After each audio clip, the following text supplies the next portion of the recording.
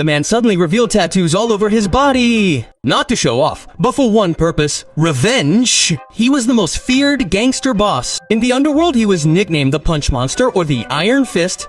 Even with his strength, he often acted alone, brutally beating his competitors.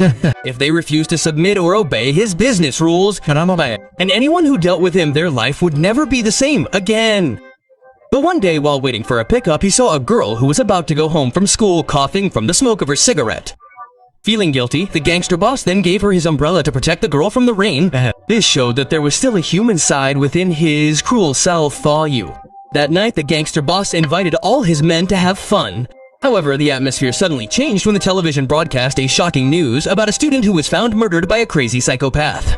At first, everyone thought it was just an ordinary crime case. Until finally, the boss saw his umbrella at the scene. His heart stopped because he knew the victim was the girl he had met earlier.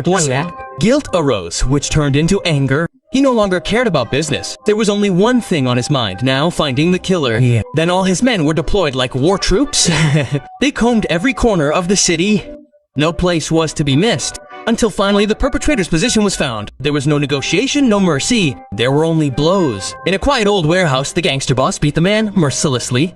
Every blow was an outburst of anger. Not for the gangster's honor, but because he failed to save an innocent girl.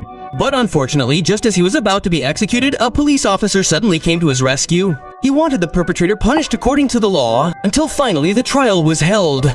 At first, the pickpocket refused to admit his actions. He was very good at talking. But suddenly he fell silent when the gangster boss came to testify.